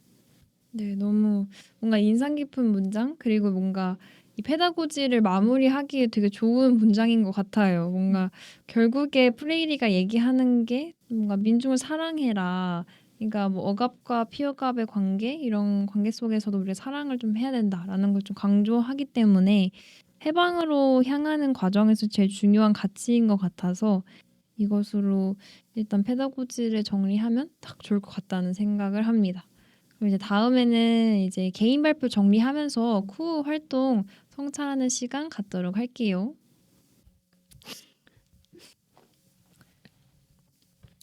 네, 그러면은 이어서 해보도록 할게요. 일단 이번 순서는 이제 두 번째 순서예요. 개인 발표 정리인데 저희가 총 12번의 개인 발표를 했었고 원래는 우리가 그러니까 짝수조차에 개인 발표했을 때 한 명씩 다 조금씩 준비해 와가지고 하자 했는데 그러다 보니까 약간 시간도 너무 없고 좀 하나하나를 뭔가 집중적으로 깊이 있게 다루지 못한다는 생각 들어가지고 그 다음부터 한 번 하고 그 다음부터는 이제 2명씩 이제 발표를 준비해서 이제 했었어요. 그래서 이제 지금은 뭔가 들었던 개인 발표 중에서 가장 인상 깊었던 거 그리고 그 이유를 같이 얘기 나눠보면 좋을 것 같습니다. 먼저 저는 이런 발표가 너무 기억에 남고 너무 좋았어요. 이런 말씀 해주실 분 있나요? 저는요. 우리 주영이의 발표가 가장 인상 깊었는데요. 네. 저는 여태껏 들었던 발표 중에서 주영이가 진행했던 루소의 시민사회와 교육 발표가 가장 기억에 남습니다. 사실 여태까지 교육학과 학생이지만서도 루소가 자연주의 교육학자다라는 정도만 알고 있었고 사실 수업에서도 그 정도만 다뤘었던 것 같거든요. 그래서 뭐 에미를 읽어본 적도 없고 읽어보려고 시도는 했으나 너무 두꺼워서 포기하고 이랬던 스스로가 약간 부끄럽기도 했었는데 주영이의 발표를 통해서 루소가 말하는 시민사회가 무엇인지 알게 되었고요. 제가 예상했던 바와 다른 부분들에 많이 놀랐었던 것 같아요. 네, 특히나 욕망으로부터의 자유라는 키워드가 시민사회의 특징 중 하나라는 것을 들었을 때 제가 생각했을 때 자연주의라고 하면 욕망을 그 무엇보다 되게 중시할 것 같았는데 오히려 그 반대에 가깝다는 사실에 되게 놀라웠던 것 같습니다. 뭔가 박수? 뭔가 저는 주영이 발표 이후에 우리가 했던 토론이 또 기억나는 것 같아요. 그때 약간 MG 사원 이런 거 얘기하면서 뭔가 그러니까 MG 이제 사원들의 퇴사율 이런 거에 대해서 우리 얘기하면서 뭔가 취업 시장 이런 얘기 그리고 뭔가 노동 환경, 뭐 기업의 어떤 이해관계 이런 거 같이 얘기 나눴던 것 같은데 그것도 되게 그 대화도 되게 좋았던 걸로 네, 기억이 되네요. 네. 다음 의견 누가 나눠주실까요? 제가 하겠습니다. 저는 예진 씨의 존 오. 듀이의 국가 공공성 거대 공동체를 골랐는데 사실 처음에는 나 존 듀이 잘 모르는데 이거 말 한마디도 못하면 어떡하지? 막 이런 생각을 했는데요. 근데 이제 설명을 잘 해줘서 이제 어떤 내용이 있었냐면 거대 공동체로 변하면서 뭐 이전의 공공성 그러니까 이전에 사람들이 생각했던 어떤 다 함께 하는 것들 그런 것들이 다 무너지고 개인주의나 정치적 무관심으로 나아가고 있다. 이런 얘기를 했고 이런 얘기를 하면서 또 국가는 이런 상황에서 무엇을 해야 하는가. 또 어떤 행복한 시민들을 위하는 그런 최고의 국가를 무엇인가. 이런 얘기를 했던 것 같은데 약간 억압자랑 피억압자 얘기는 했지만 국가는 무엇을 해야 하는가. 이런 역할에 대해서는 생각을 안 해봤던 것 같아가지고 그런 생각을 할 수 있다는 점에서 되게 의미 있었던 것 같아서 이 발표를 골랐습니다. 뭔가 그 살짝 약간 수정 이런 걸 그러니까 첨언 이런 걸 하자면 그러니까 듀이가 비판한 건 거대 사회고 그래서 거대 사회 같은 경우에는 되게 자본에 종속되어 있고 뭐 공공성이 좀 침식된 그런 사회이고 거대 사회에서 우리가 거대 공동체로 나아가야 한다 이렇게 말을 했고 그리고 제가 앞에서 약간 인상 깊은 문장 말씀드리면서 뭔가 국가는 변화하는 그 상태 자체다라는 얘기를 했는데 이것도 약간 듀이의 입장에서 나온 거예요. 듀이도 뭔가 계속 뭔가 실험의 대상이다 국가라는 것 자체가 고정불변한 실체가 아니라 그래서 이 말을 해가지고 살짝 덧붙이고 싶었습니다. 너무 고마워요. 나의 발표를 선정해줘가지고 네. 저는 이제 여기 오늘 이 팟캐스트에 출연하지 못했지만 가장 기억에 남는 발표는 시연님이 해주신 홍세화 작가님의 나는 파리의 택시 운전사 똘레랑스 부분이 제일 인상이 깊었는데요.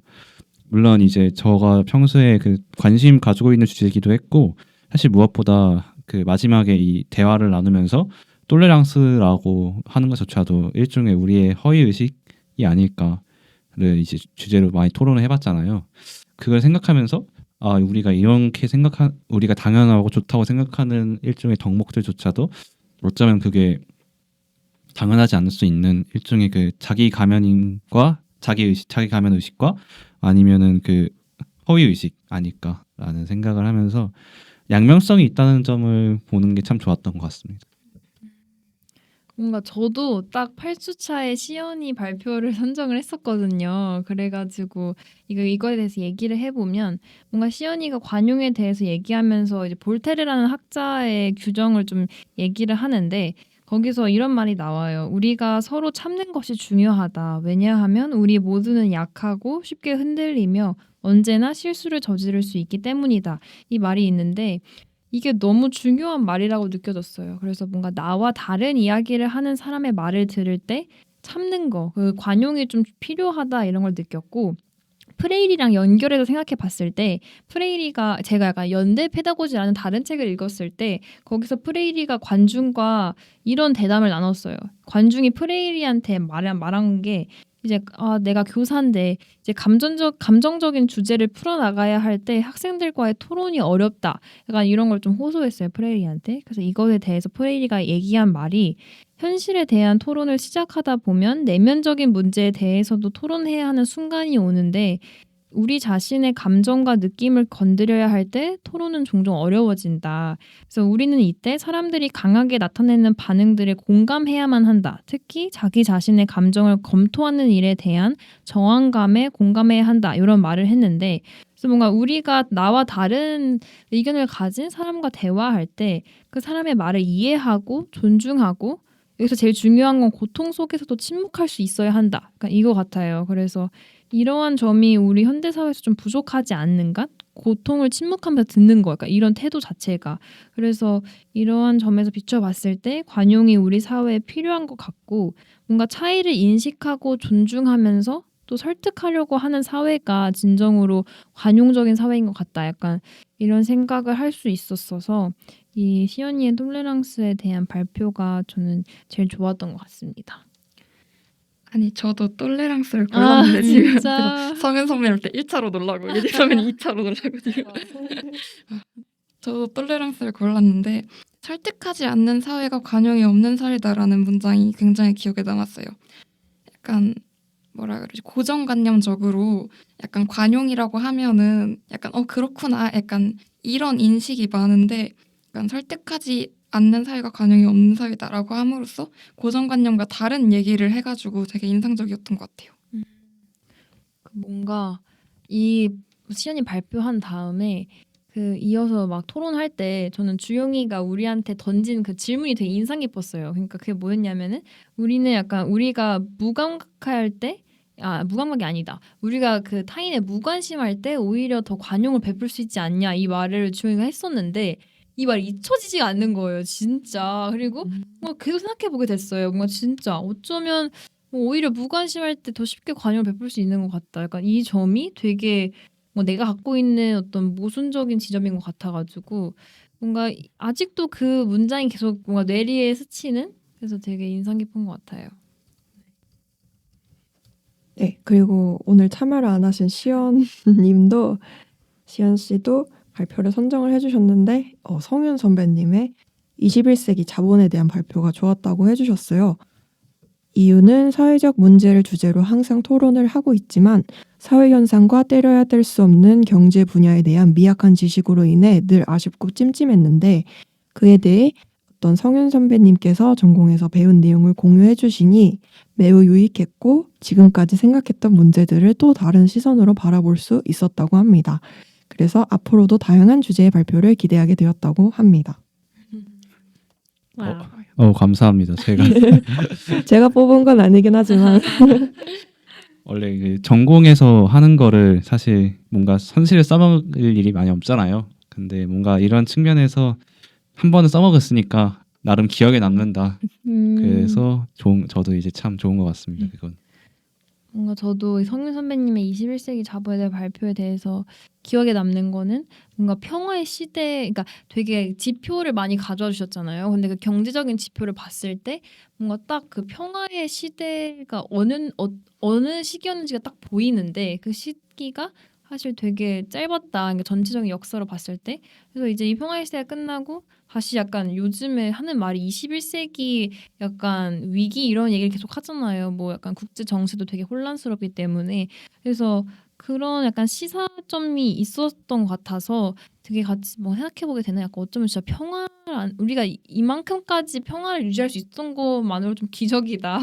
그러니까 되게 지금 갈등이 많고 이런 게 어쩌면 이런 게 또 당연하고 뭔가 자연스러운 현상이지 않을까? 약간 이런 생각을 또 하게 됐던 것 같아요. 발표를 들으면서. 성윤 선배가 항상 뭔가 지적인 자극을 주시는 것 같아요. 저희 활동에서.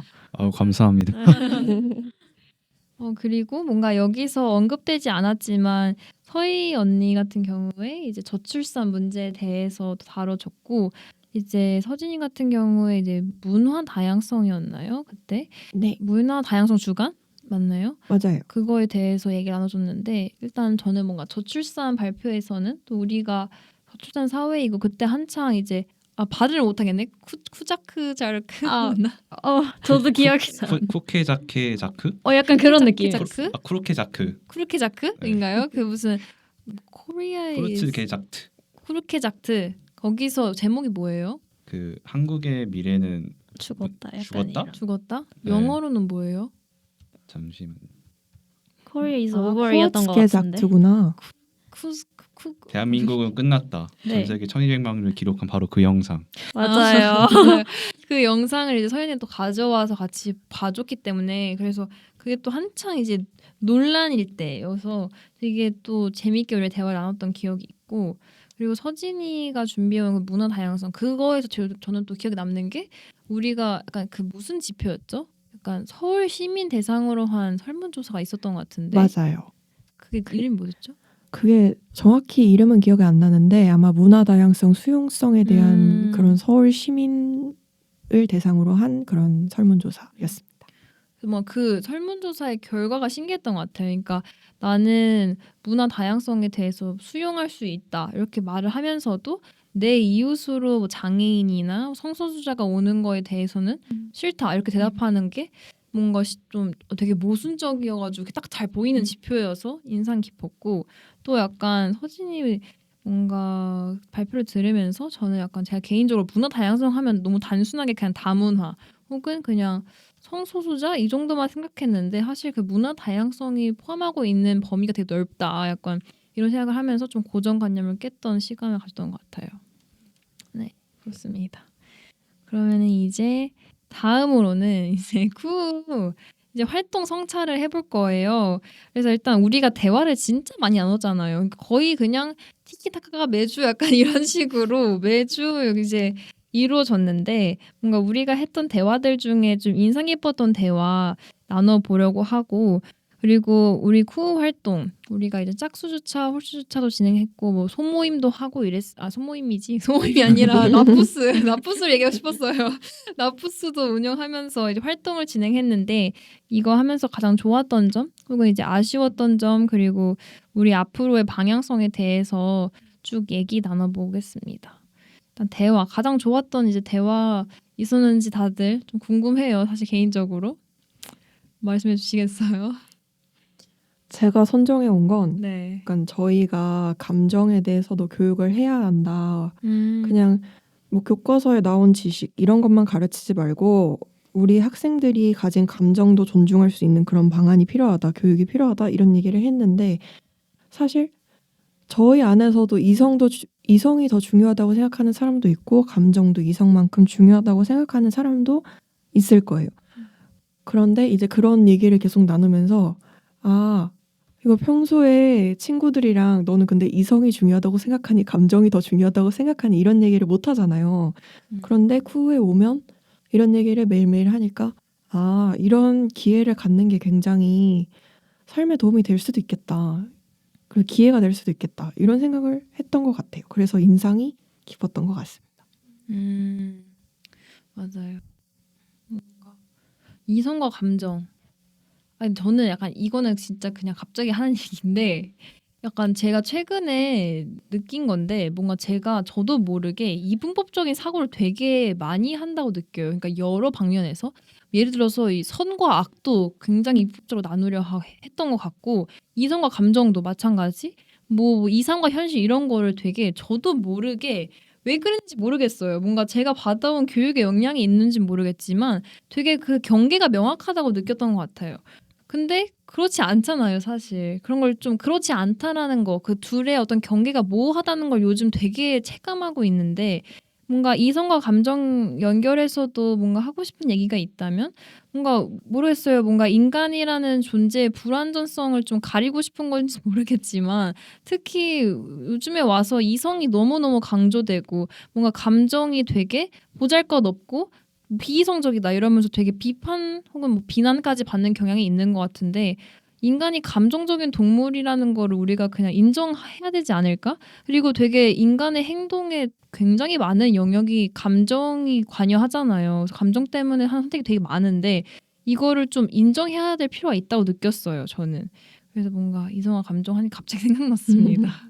저는 이제 추가로 반박은 아니긴 한데 네. 저는 오히려 현대 사회로 갈수록 이제 점점 이성보다 감성이 더 중요해지는 느낌이 더 있다고 생각하거든요. 사실 단순히 그 정치, 언론, 경제 이런 걸 다 떠나가지고 뭔가 사람들이 점점 깊게 생각 안 하고 행동하는 것도 많아지는 것 같고 점점 아니면 그 저번 주에 저희가 얘기했던 것처럼 그런 게 많아지는 게 아니라 많이 보이는 거죠. 한편으로는 원래 우리 속에 있었던 일종의 감정적 선들이 그리고 사실 뭐 특정 행동을 하면서도 이제 점점 이성적이라고 말하는 것 자체가 자기는 스스로를 이성적이라고 생각하지만 정작 그 행동의 이면을 보면은 사실 대부분의 감정적 선택이 있지 않을까라고 생각을 하거든요. 사실 처음에 얘기할 때부터 이성이 뭔지부터 일단 생각을 해볼 필요가 있다고 생각하는데 뭔가 확실히 감정이 더 이제 옳지 않은 방향으로 나아가는 게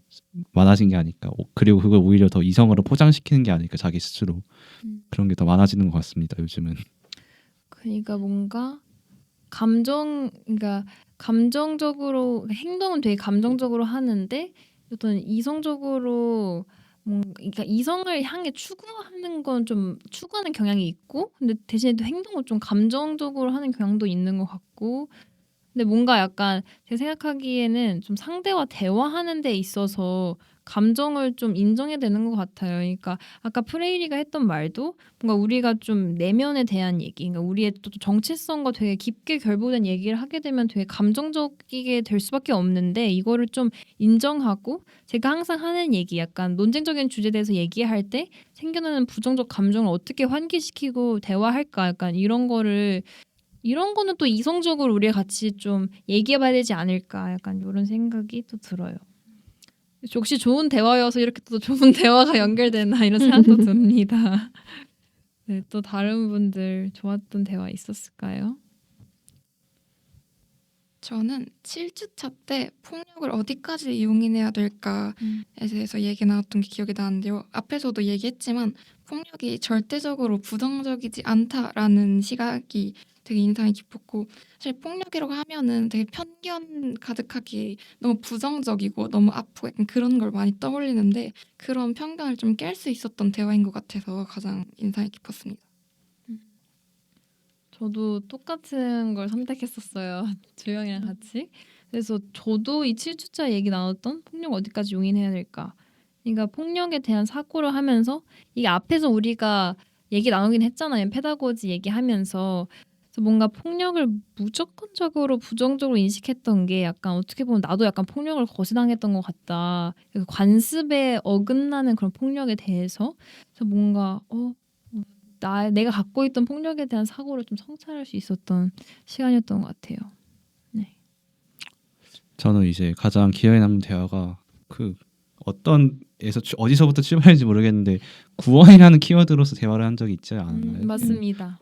근데 그걸 얘기하면서 뭔가 점점 그 자기 스스로를 구원 못하면서 타인을 구원하겠다는 일종의 메시아적 생각이 뭔가 점차 그거를 만든 게 아닐까, 세상을 더 힘들게 만든 게 아닐까라는 대화를 나눈 기억이 나는데 뭔가 그 얘기를 하면서 저도 그거에서 말을 많이 하면서 뭔가 나도 이제 어쩌면은 점점 자기 중심적으로 생각하면서 내 얘기만 맞고 다른 사람은 틀리고 내가 그걸 고치려고 이제 계속 말을 하는 게 아닐까라는 걸 저도 무의식적으로 어느 순간 느끼게 되더라고요. 이게 뭔가 그러면서 이게 우리들조차도 이런 말을 하면서도 한편으로는 이렇게 생각하지 않나, 그 다른 사람을 자기의 입장에서만 생각하는 그런 자기 중심적 태도를 가지고 있는 게 아닐까라는 생각을 좀 하게 돼가지고 가장 기억에 남는 것 같습니다.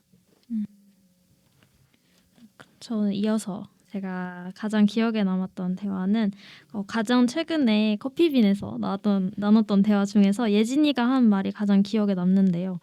나와는 다른 사람의 생각을 들었을 때 인지 부조화가 오더라도 이 감정을 환기하고 계속해서 대화를 해 나갈 수 있는 방법을 찾아야 한다라고 했던 말이 어쩌면 프레이리가 가장 추구하는 궁극적인 바가 아닐까라는 생각이 들어서 가장 인상 깊었습니다. 이게 우리의 일상에서도 이런 자세는 매우 중요한 것 같아요. 맞아요. 아니 너무 어려운 것 같아요. 근데 일단 저부터가 일단 감정이 앞서 나갈 때도 있고, 그러니까 그거를 좀 더 저는 우리끼리 그냥 쿠 안에서 대화를 하면서 많이 연습해 보면 좋겠다 이런 생각을 했습니다. 마지막으로 시연이가 이제 공유해준 내용을 말씀드리면 시연이도 9주차 토론에서의 대화를 선택했어요. 근데 여기서 우리가 했던 얘기 중에서 그 정치인에 대한 얘기를 선택했는데, 그러니까 일단 세계를 구하기 위해서, 그러니까 사회를 좀 이롭게 하기 위해서 정치에 입문했지만 그 굴레에 빠져서 스스로조차 지키지 못한 정치인에 대한 얘기가 흥미로웠다. 어떻게 보면은 선배님이 얘기해 주셨던 구원에 대한 이야기랑 연결되는 것 같은데, 이제 우리가 얘기 나눈 것 중에 이제 현 시대 정치인들 중에서 뭐 학생운동, 노동운동 등 운동가 출신이 이제 좌우 가리지 않고 꽤 많아서 더 직접적으로 다가왔다고 말해줬고요. 그리고 계속해서 나왔던 얘기 연장선으로 이제 너무 국가의 역할을 크게 생각하고 개인의 혁명에는 집중하지 못하는 사회에 대한 문제 제기도 기억에 남는다고 해주었는데, 그러니까 실제로 우리가 하는 것이 탁상 공론이 될지 아니면 더 뻗어나갈 것인지는 우리에게 달린 것 같다라는 말을 해줬습니다. 그리고 또 마지막으로 이제 자신과 다른 생각을 가진 사람과 어떻게 대화해야 하는가라는 이것에 대한 여러 가지 생각을 나눴는데, 결국 자신도 억압자와 같은 대화 방식을 사용하고 있었던 것은 아닌가 성찰할 수 있는 좋은 기회였고, 실제로 타인과 대화하는 데 있어서 도움이 되게 많이 됐다고 해요. 네. 그러니까 이 구조차 토론 마지막 주제가 약간 억압자의 논리, 그러니까 뭐지? 억압을 논리적으로 증명할 수 있는가? 뭐 이거였던 걸로 기억하거든요. 그거 하면서 이제 시연이가 말해줬던 게 사실은 이제 내가 약간 이런 걸 경험했다. 그러니까 내가 어떤 말을 할 때 논리적으로 입증해라. 약간 통계 수치를 요구한다든지 약간 이런 걸 마주하면서 이런 억압을 약간 인지하지 못하는 사람과 어떻게 대화할까 이게 힘들었다고 했었어요. 그래서 그거에 대해서 같이 얘기 나누면서 했던 얘기들인 것 같아요. 네. 기억이 막 새록새록 나는 것 같아서 좋은 것 같아. 그 통계 수치를 근데 제가 발표했던 그 21세기 자본에서 나름대로 저는 제시했다고 저는 생각을 하거든요. 연장선상에서. 그게 나름 뭐 경제적 그거에 국한되긴 하지만 나름대로 그걸 통계적으로 입증할 수 있다는 확실한 것 같습니다. 그런 억압이라는 것 자체가 현대 사회에서. 저도 동의합니다. 그렇다면 이제 쿠 활동에 대한 성찰 또 이어서 해볼 텐데, 여러분 가장 좋았던 점 있나요? 우리의 활동에서 가장 좋았던 점? 뭔가 제가 소모임장으로서 좀 몇 가지 미리 말씀드리면, 일단 저는 그러니까 제가 이 쿠라는 이 소모임을 이제 그러니까 올해 이제 겨울에 그러니까 1, 2월에 이렇게 계획을 해서 일단 처음에 운영진 모집을 했었어요. 그래서 성윤 선배님, 그 서희 언니, 그리고 시연이, 그리고 저 이렇게 4명이서 먼저 모여가지고 후에 어떤 방향성을 좀 설정했고, 그리고 이제 3월이 돼서 이제 모집을 받아가지고 서진이랑 이제 주영이가 서로 들어와줘서 총 6명이서 이렇게 활동을 했는데, 저는 일단 여러분한테 너무너무 감사하다는 말을 진짜 전하고 싶어요. 왜냐면 제가 원래 혼자서 해도 되는 탐구를 뭔가 함께 하는 동료가 있으면 좋겠다 이런 생각으로 시작했던 건데, 다들 너무 이렇게 재미있게 참여해주고 또 진심으로 활동에 임해줘서 진짜 너무너무 감사하고 너무 이제 과분하고 그래서 약간 이 말을 뭔가 감사하다, 고맙다 이런 말을 제일 먼저 하고 싶었고, 저는 쿠 활동에서 제일 좋았던 건 아무래도 약간 대화였던 것 같아요. 그러니까 매주 활동을 하면서 하고 집으로 돌아가면 좀 생각이 발전되었던 때가 많았던 것 같아요. 그래서 막 노트에 엄청 많이 쓰기도 했고, 그래서 뭔가 함께 대화하면서 좀 생각이 깊어지고 넓어지면서 저는 그 대화가 제일 좋았던 것 같고, 그리고 저희가 이 활동하고 나서 성찰 일지를 적었잖아요. 그래서 그게 원래는 이제 저희 활동일이 수요일이기 때문에 이제 목요일 밤까지 써야 되지만 사실상 거의 이제 주말 넘기기도 하고 그랬지만 성찰 일지 쓴 게 전 되게 좋았던 것 같아요. 그러니까 우리의 대화를 좀 복기하면서 대화에서 우리가 가졌던 편견이 뭐였는지, 놓쳤던 거, 그리고 뭔가 뭔가 감정적으로 동요했던 지점 이런 걸 좀 떠올려 보면서 되게 생각을 돌아볼 수 있게 돼가지고 성찰 일지도 쓰기 잘했다 이런 생각이 들었고요. 마지막으로는 전 나푸스도 되게 좋은 추억으로 남아 있어요. 그래서 막 종로 걸어다니면서 이제 어르신분들한테 조언 수집하고 살짝 실패 약간 몇 개밖에 못 받아가지고 이제 학교 또 돌아다니면서 받고 이렇게 해줬던 그 과정, 그리고 비 오는데도 막 이렇게 했던 그 과정이 그 당시엔 좀 힘들었는데 그래도 하고 나니까 너무너무 하기 잘했다 이런 생각이 들어가지고 이 정도 저는 제일 좋았던 점 말씀드리고 싶어요. 너무 감사합니다, 여러분.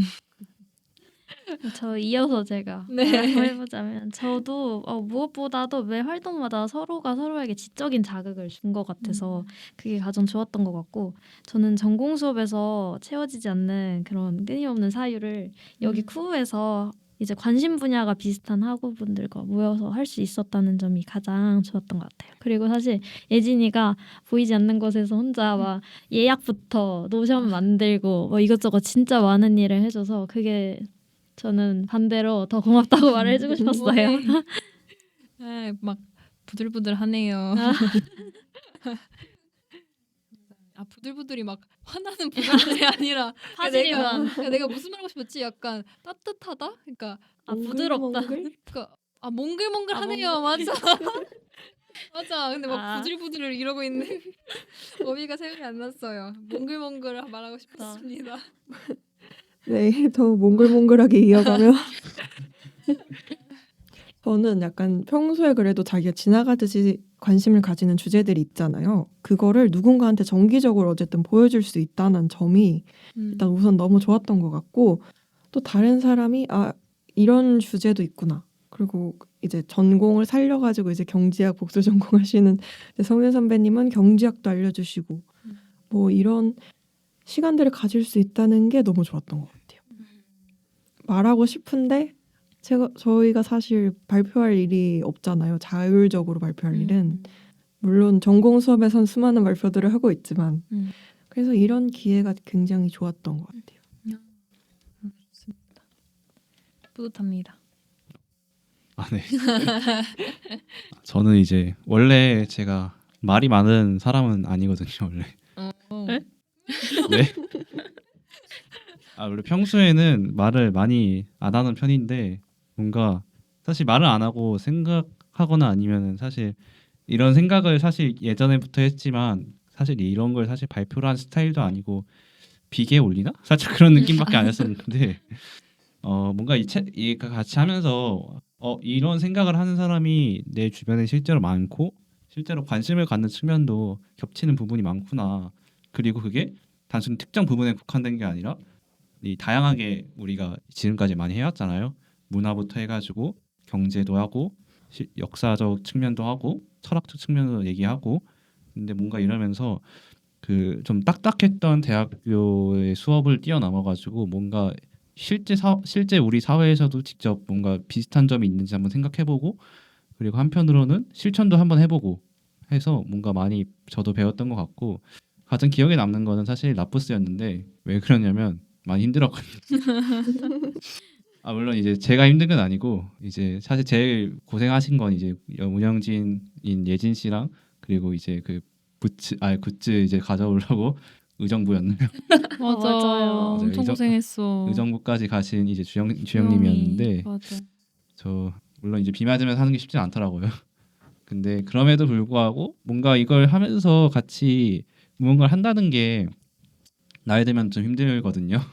원래 제가 나이 든 건 아니긴 해도 아직 젊어요 우리. 근데 이제 뭔가 많이 없지 않아요 다들 점점 공식적인 그쵸. 그런 게 아니니까 맞아요.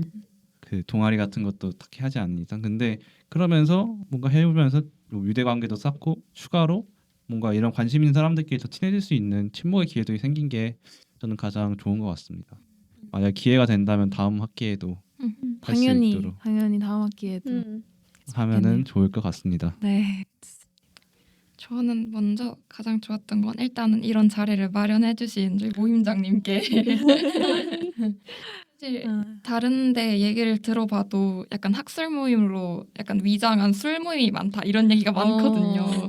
그래가지고 진짜 약간 학술을 할 수 있고 토론을 할 수 있고 이런 자리를 마련해 주셔서 그게 가장 좋았던 것 같고 저는 모든 토론들이 가장 되게 좋았던 게 이야기를 하다가 약간 그 처음 질문에서 벗어난 이야기를 이렇게 할 때가 많았어요.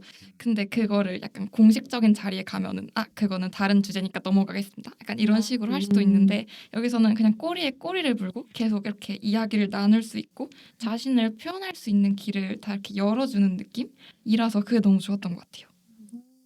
맞아요. 저도 약간 꼬리에 꼬리 물어주시면 좋았고 그리고 뭔가 그냥 자유롭게 질문할 수 있는 거 좋았던 것 같아요. 맞아요. 여기 그 안 나오신 이제 시연 씨가 써주신 거에서는 이제 분량을 적절하게 나누어서 읽고 함께 토론을 하니 그 좋았던 것 같다고 설명해 주시고요. 하나의 책을 단순히 겉핥기식으로 읽는 게 아니라 우리가 이제 분량을 정해놓고 각 주차마다 그렇게 길지 않은 분량을 하는 게 그렇게 함으로써 이 정독할 수 있어 좋았던 것 같다고 이제 얘기를 해줬습니다. 그리고 개인적으로 부스 활동을 일정 때문에 참여하지 못한 게 조금 아쉬웠다고 하시네요. 시연님께서는. 맞아요. 시연이가 부스에 있는 사진이 없어가지고 개인적으로 인스타 이런 거 올릴 때도 좀 아쉬웠어요. 잠깐 있었을 때 찍을 걸 막 이런 생각도 했었습니다. 다들 그래도 활동에 대해서 너무 좋게 평가해 주시고 같이 잘 얘기 나눠서 고마워요. 전 제가 진짜 제일 고마워요. 여러분들한테. 네. 그렇지만 이렇게 좋은 점이 있었지만 약간 아쉬운 점 있다면 그리고 앞으로의 방향성도 같이 얘기해 주면 좋을 것 같아요. 근데 저희 이제 5분 정도에 딱 끊어야 된다고 하셔가지고요. 근데 저희 3시간 안 했어요, 얘야? 2시간 했는데. 아, 2시간 1시까지 했어요? 할걸? 네, 아, 1시간. 정말? 네. 허덩 55분까지 끊어야 된다고요? 네, 한 55분, 56분. 아, 그 오케이, 정도에 오케이. 일찍 끊어달라 해가지고요. 간단하게 오케이. 하고 그렇다면 네. 아쉬운 점 있나요? 저는 아쉬운 점보다는 네. 앞으로 방향성에 관해서 약간 음흠. 고민이 있는 점이 뭔가 활동 막바지에 접어들면서 점점 앞으로 방향성에 관해 생각을 점점 하게 되더라고요. 그래서 지금 6명이서 이렇게 도란도란하게 하는 활동이 너무 좋아가지고 이런 규모를 유지하고 싶다는 생각도 들기도 하다가 결국엔 우리 최종적인 목표나 지향점 생각했을 때 규모를 좀 넓히고 좀 더 많은 사람들과 진정한 대화를 나누어가는 것도 좋을 것 같다는 이런 두 가지의 모순된 감정이 상충되는 것 같아서 그런 부분에서 다들 어떻게 생각하시는지도 궁금했고 앞으로 얘기를 많이 해봐야 될 것 같아요. 네, 맞아요.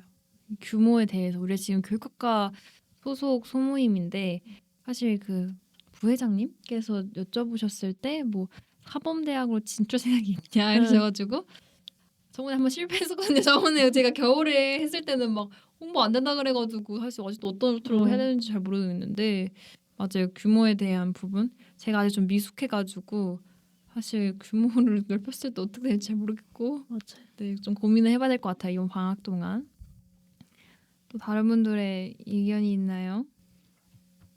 시연 선배님께서 네. 아무래도 교육사회학 분야의 책을 읽으며 피역업자의 혁명에 대한 얘기를 많이 하다 보니까 좀 정치적으로 편향되지 않았나 하는 생각이 드셨다고, 그리고 또 더 다양한 의견을 가진 사람들의 이야기를 들어보고 싶고 6명보다 사람이 많으면 조를 나눠서 대화하는 것이 또 좋을 것 같고 좀 마이크가 공평하게 돌아가는 게 어렵다는 것을 깨달았대요. 그래서 2학기 때까지는 과 소모임으로 좀 더 이렇게 입지를 다지거나 뼈대를 공고히 해서 그 이후에 좀 더 키워가는 게 어떨지 이런 의견도 제시해 주셨습니다. 네. 좋은 의견인 것 같고 근데 저는 저희가 딱히 막 정치적으로 편향되어 있다 이런 생각을 하지 않았지만 뭐 약간 부족한 논리들은 있었던 것 같아요. 뭐 약간 아무래도 뭔가 뭐 약간 경제적인 논리라든지 이런 부분에 있어서 근데 뭐 네, 좀 더 다양한 의견을 가진 사람들이 있었으면 더 좋을 것 같다는 생각도 합니다.